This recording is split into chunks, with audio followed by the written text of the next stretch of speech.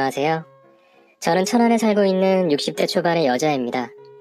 제가 사연을 보내게 된 이유는 너무나 나쁘끄럽고 하나밖에 없는 딸에게 너무 창피한 일을 겪어서 어디서 하소연할 데가 없어 여러분들의 의견을 들어보고 싶어서 사연을 보내게 되었습니다. 제가 무슨 부귀영화를 누리자고 이 나이에 재혼을 했는지 너무나 후회가 되고 매일 밤 뜬 눈으로 밤을 지새우고 있습니다. 비록 글재주는 좋지 않지만 우리 별밤지기님께서 편집을 잘해주실 거라 믿고 사연을 써보도록 하겠습니다. 저는 처음에 말씀드렸다시피 30대 중후반에 이혼의 아픔을 겪었어요. 왜 이리도 남편 복도 지지리도 없는지 처음에 결혼한 남편이 지지리도 못나고 저를 그렇게 힘들게 하는 남자였다면 두 번째 남편은 그 나이에 무슨 성욕이 그렇게 많은지 하루라도 욕구를 풀지 못하면 큰일 날 것만 같은 남자였습니다. 먼저 첫 번째 남편은 결혼하기 전에는 몰랐지만 알아주는 바람둥이였어요. 물론 저도 전 남편의 외모를 보고 처음에는 호감 가서 좋아하긴 했지만 그 사람이 그런 인간일 줄은 꿈에도 몰랐습니다. 제가 20대 중반쯤에 평소에 친하게 지내던 교회 오빠의 소개로 전 남편을 처음 만났죠. 첫인상은 굉장히 젠틀해 보였고 여자를 다룰 줄 안다고 해야 할까요? 말 한마디 한마디 할 때마다 여자들이 싫어할 만한 이야기를 하지 않으려고 하였고 무엇보다 진정성이 보였다고 해야 하나요? 제 눈을 또렷이 쳐다보고 말하는데 민망하기도 했지만 그 사람의 진실되고 정직함이 묻어나온 것 같아 제 마음이 움직이기 시작하더군요. 그때 당시에 전 남편은 가구를 만드는 중소기업에 다니고 있었는데 넉넉한 형편은 아닌 걸로 보였지만 아직 젊은 나이이기도 하고 한편으론 이 사람이면 제 인생을 의지하고 한 가정을 꾸려도 나쁘지 않겠다는 생각이 들었습니다. 그렇게 우리는 7개월의 연애를 통해 제가 더 적극적으로 대시를 하여 결혼을 할 수 있었습니다. 처음에는 남편은 아직 모아둔 돈이라든지 부족한 게 많으니 좀 더 안정이 되면 결혼을 하기를 원했지만 전 뭐가 그리 급했는지 하루라도 얼굴을 맞대며 같이 있고 싶어 계속 재촉을 하였고 남편은 저의 그런 모습에 뿌리치기 힘들었는지 결국 받아들이고 가정을 꾸밀 수가 있었지요. 다행히도 제 친정 아버지가 돈을 조금 보태주신 덕분에 방 2칸짜리 주택에서 신혼살림을 차릴 수가 있었습니다. 전 남편 이외에는 잠깐 스쳐가는 남자들은 있었지만 누굴 사귀거나 만나본 적이 없었기에 솔직히 남자를 다루는 법도 몰랐고 저의 잘못으로 인해 남편이 혹시나 떠나갈까봐 노심초사하며 전 남편에게 잘하려고 노력을 많이 하였지요. 그렇게 우리의 결혼 생활은 시작하였습니다. 처음에는 남편도 저에게 잘했고 저도 남편에게 최대한 맞춰주려고 노력을 하였습니다. 여느 가정과 마찬가지로 가끔 부부싸움도 하고 남편에게 서운한 점도 많기도 하였지만 그때그때마다 남편이 다가와 먼저 잘못을 인정하고 사과를 했기에 그리 오래가지 않고 풀곤 하였죠. 하지만 제가 임신을 한 후부터 남편은 점점 제가 지금껏 알았던 남편이 아니었습니다. 결혼하고 6개월이 지났을 무렵에 제가 임신을 하게 되었는데 그때부터 남편은 한시도 집에 있으려 하지 않고 밖으로만 나다니려고 하더군요. 저도 24살에 아이를 가졌던지라 무섭기도 하고 남편이 옆에서 지켜주기를 원했지만 제가 배가 불러올수록 남편은 저를 외면하는 것 같았습니다. 어느 날은 친구들과 술 한잔 마신다고 저녁에 나가더니 다음날 아침 8시가 돼서야 집에 들어오더군요. 그때 당시에는 지금처럼 휴대폰이라든지 전화기도 없는 집이 많았던지라 전 어떻게 연락할 방법도 없고 하루를 꼬박 새며 남편을 기다렸지만 그때서야 들어오는 걸 보고 너무 화가 많이 났습니다. 당신 얘기 좀 해. 정말 해도 너무한 거 아니야? 요즘 진짜 왜 그러는 건데 미쳐버릴 것 같다고. 그리고 내가 남의 집 아이 가졌어? 우리 아이잖아. 바로 당신 아이. 근데 지금 시간이 몇 시야? 몇 시냐고. 남도 이렇게 행동하진 않겠다. 뻔히 혼자 집에 외롭게 있는 거 알면은 어떻게든 옆에 있어주려고 생각은 하지 않고 친구들 핑계대고 술이나 퍼먹고 와? 정말 너무한 거 아니야? 아니 안 그래도 어제 술 많이 먹어 속이 부글부글 끓는데 아침부터 왜 그래? 그리고 당신 성이 아니야? 뭐가 무섭고 외롭다고 그래? 그리고 내가 평소에 당신 옆에 있어주지 않아? 퇴근하면 되도록 당신 옆에 있어주려고 하잖아. 짜증나려고 하니 그만 좀 해. 언제까지 내가 당신 투정받아줘야 되는데? 에이 하고 다시 밖으로 나가버리더군요. 그러고 나간 남편 뒷모습을 보니 처음으로 결혼한 걸 후회가 되었습니다. 하지만 지금은 저 혼자가 아닌 제 뱃속에 아이가 있기에 서운하고 후회가 돼도 제가 할 수 있는 건 아무것도 없었고 참을 수밖에 없었습니다.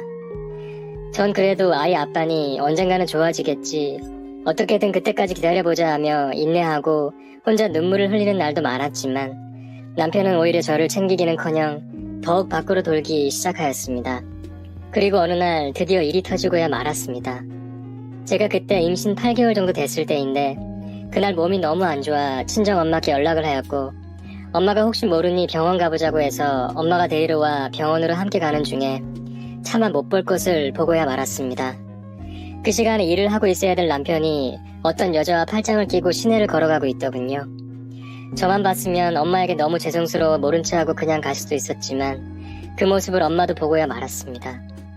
평소에는 차분하시고 인자하신 엄마인데 그 모습을 보고 어떻게 눈이 안 돌아갈 수 있을까요? 그것도 딸이 홀몸도 아니고 어디 아프다고 해서 병원 가는 도중인데 바람을 피는 모습을 보니 엄마는 이성을 잃으신 것 같았습니다.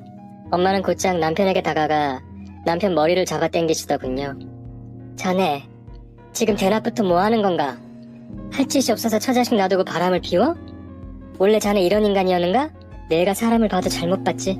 이런 더러운 인간인 줄 알았다면 자네한테 내 딸 맡기지도 않았어.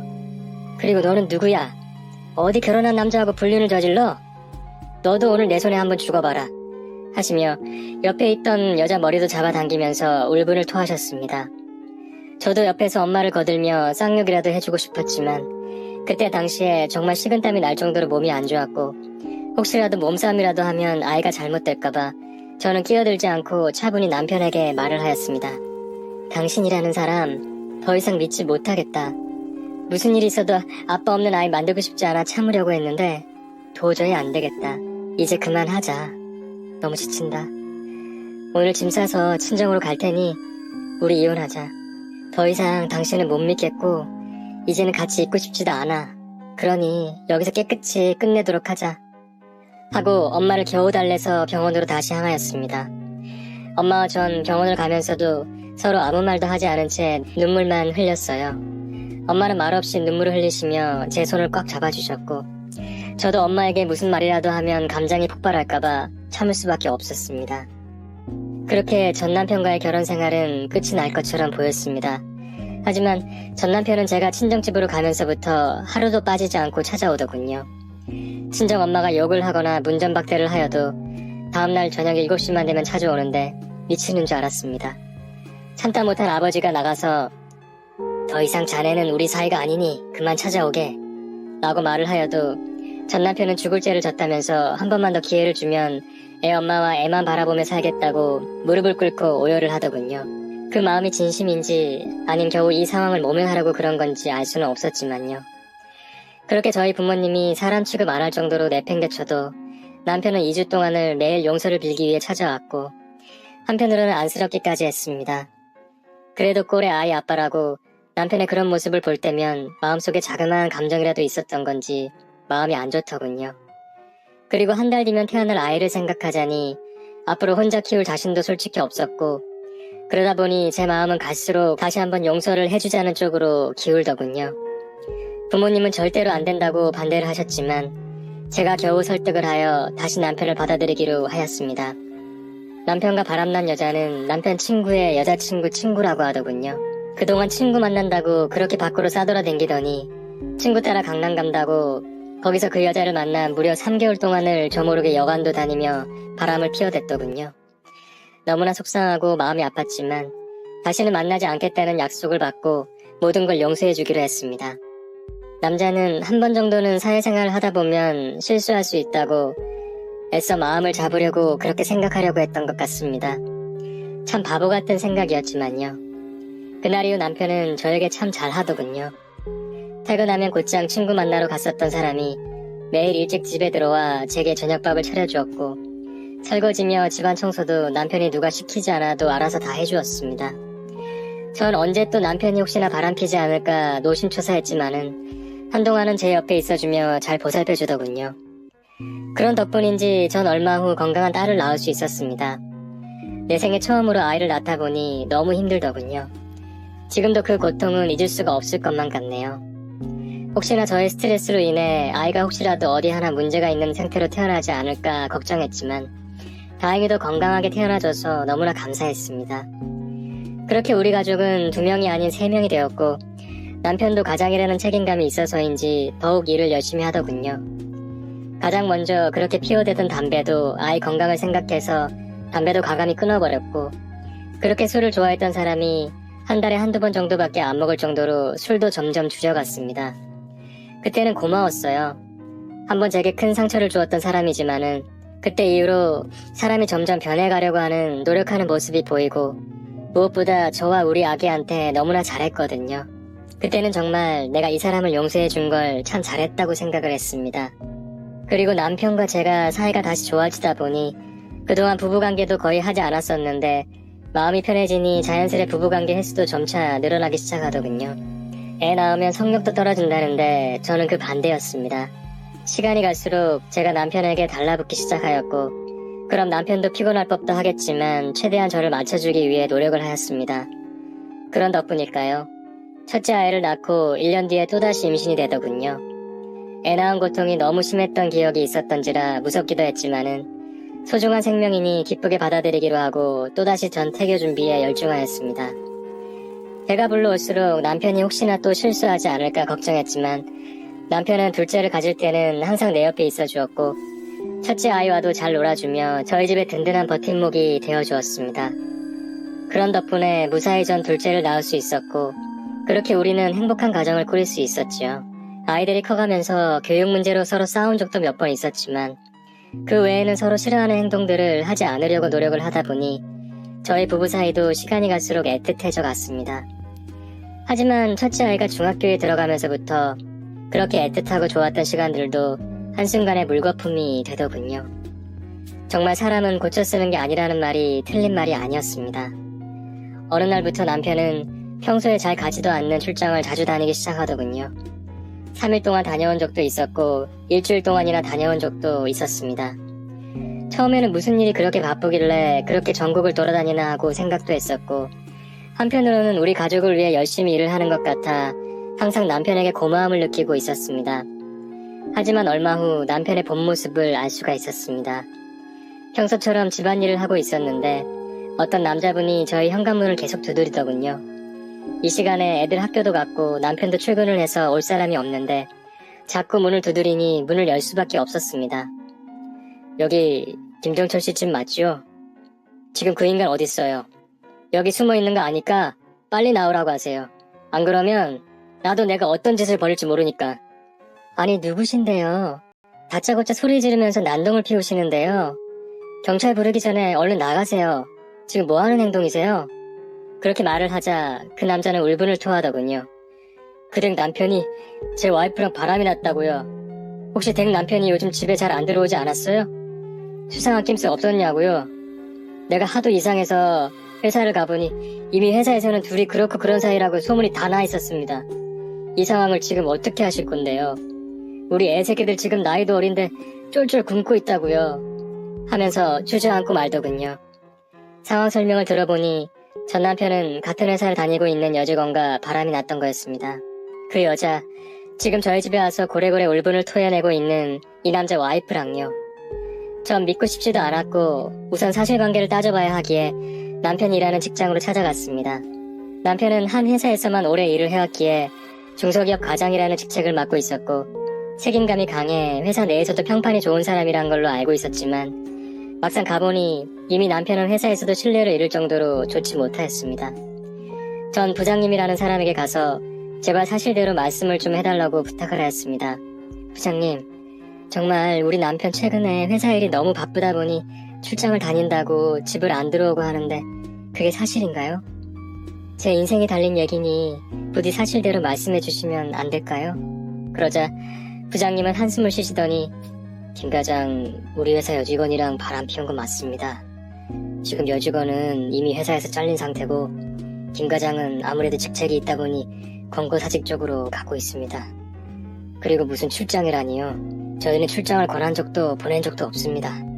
더 이상 제가 해드릴 수 있는 말은 이것밖에 없으니 저희도 일을 해야 하니 그만 가주셨으면 합니다. 라고 하시더군요. 전 뒤통수를 한 대 맞은 듯 멍하니 집으로 돌아올 수밖에 없었습니다. 정말 어이가 없더군요. 아이 임신했을 때 바람을 폈을 때도 무릎을 꿇고 다시는 안 그러겠다고 다짐을 받아서야 힘들게 용서를 해줬는데 이제 좀 살만해지니 다시 바람이라니 참 제 인생 지지리도 복도 없다는 생각이 들더군요. 그러고 그날 저녁 남편이 집으로 돌아왔습니다. 이미 전 남편들의 물건들과 옷가지들을 박스에 다 쌓아둔 상태였습니다. 당신 나한테 할 말 없어? 당신 지금 회사에서 업무 태만과 불륜으로 권고사직 당한 상태라면서 더 이상 할 말도 없고 처음에 나랑 약속했지? 한 번만 바람피면 양육권 그리고 이 집 다 내가 가지는 걸로 각서 썼잖아. 지금 그거 내가 아직도 가지고 있으니까 양육비 그런 거 하나도 바라지 않을 테니 그냥 이 당신 물건 가지고 나가. 더 이상 네 얼굴 보기도 싫다. 내가 비쳤지. 그때 다시 받아주는 게 아니었는데. 그러자 남편은 여보 제발 나보고 도대체 어딜 가라는 거야.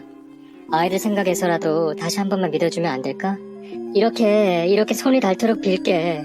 나도 지금 후회하고 있다고. 라고 매달렸지만 전 더 이상 용서를 해주지 않았습니다. 그렇게 남편은 끝까지 이혼하지 않으려고 버텼지만 나중에는 저의 완강한 자세 때문에 결국 이혼을 해주었고 결국 고향에 내려갔다고 하더군요. 그리고 같이 바람핀 여자의 남편이 전 남편 죽이네 만회하던데 그 소식을 제가 들은 바는 없어 잘 모르겠네요. 남편이 아이들을 보고 싶다고 가끔 찾아오긴 했지만 아이들도 아빠 보는 걸 원치 않아 그때마다 돌려보내곤 했습니다. 그렇게 저희 첫 번째 결혼 생활은 끝이 났습니다. 전 남편 덕분에 사랑하는 아이들이 태어나고 아이들과 함께 지낼 수 있는 건 감사한 일이었지만 그 바람기는 못 고칠 것 같더군요. 혹여 또 용서를 해준다고 하더라도 또 제게 상처를 주고 아픔을 준다는 걸 알기에 과감히 보내주고 말았습니다. 하지만 막상 혼자서 아이 둘을 키우려고 하니 생각보다 만만치가 않더군요. 남편이 매달 벌어다준 생활비로 애들 학교 보내고 집안 살림하고 했었는데 그 수입이 뚝 끊기니 막막하긴 했습니다. 하지만 전 아이들 엄마고 어떻게든 버티고 살아야 했기에 식당에서 일을 하며 아이들을 돌보았죠.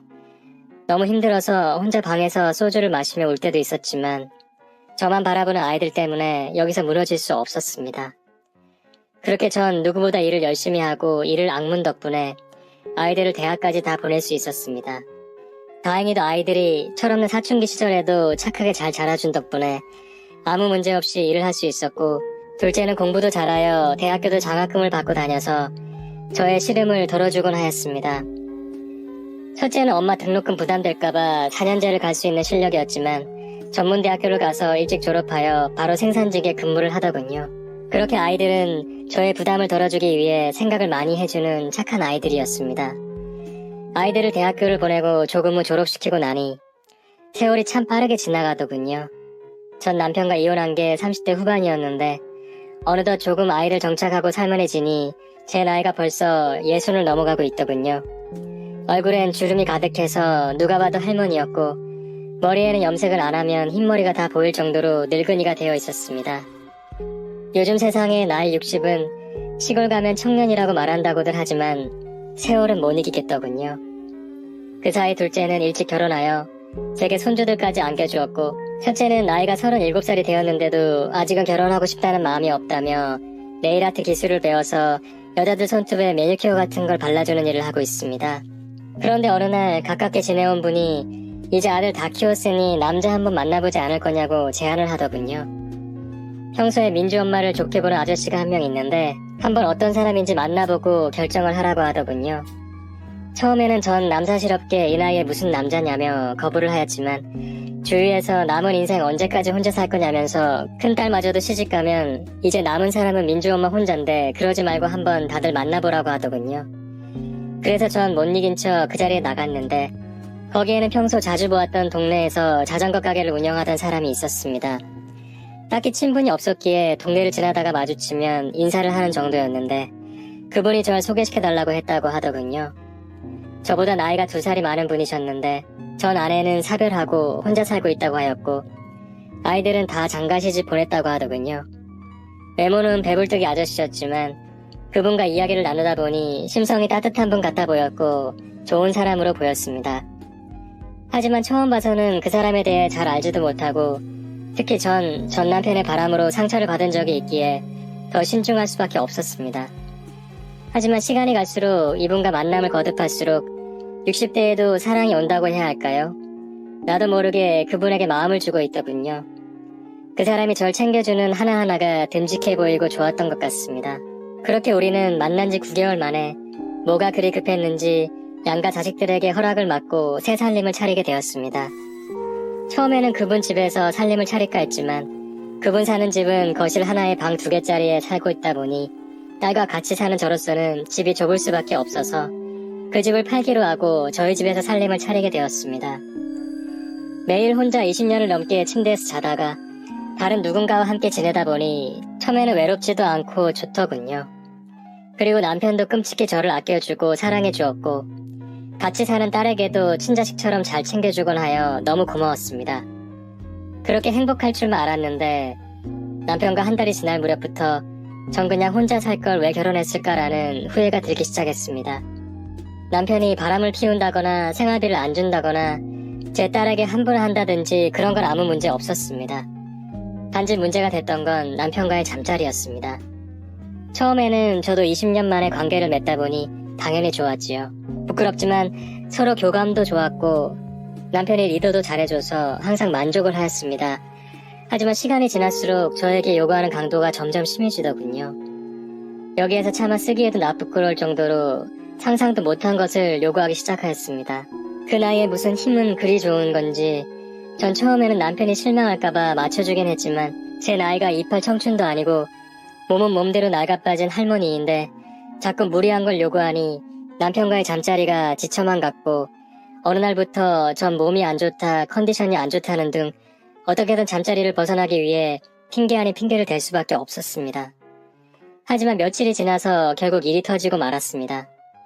그날 밤에도 제가 하도 요 며칠 거부를 한 게 미안해서 그날은 받아주기로 하였는데 분명 관계를 맺기 전에는 무리한 건 요구 안 하기로 약속은 했지만 조금 시간이 흐르니 또 무리하게 요구를 하기 시작하더군요. 전 더 이상 참으면 안 될 것 같아 남편에게 말을 하였습니다. 여보, 내가 아내로 보여 술집 아가씨로 보여? 그럴 거면 그런 데 가서 해. 왜 자꾸 내가 젊은 나이도 아니고 이 나이에 이상한 걸 요구하는데 나 힘들다고. 매번 당신 계속 이럴 거면 앞으로 각방 쓸 거니 알아서 해. 하고 이불을 뒤집어 써버렸습니다.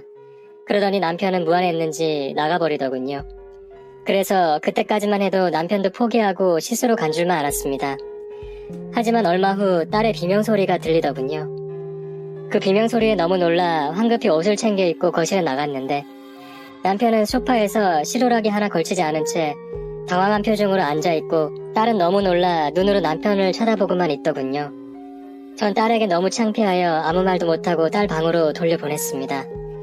진짜 앞으로 딸 얼굴을 어떻게 봐야 할지 남편이라는 이 인간은 방에서 나간 후 곧장 샤워하러 가지 않고 그 어두침침한 거실에서 혼자라도 욕구를 풀기 위해 휴대폰으로 이상한 동영상을 보면서 혼자 해결하고 있었던 겁니다. 때마침 딸은 화장실에 가기 위해 거실로 나왔던 건데 거실에서 이상한 불빛이 보이니 소파 쪽으로 향하였고 남편의 그 짓거리를 현장에서 보고 말게 된 거죠. 진짜 너무 한심해 보이더군요.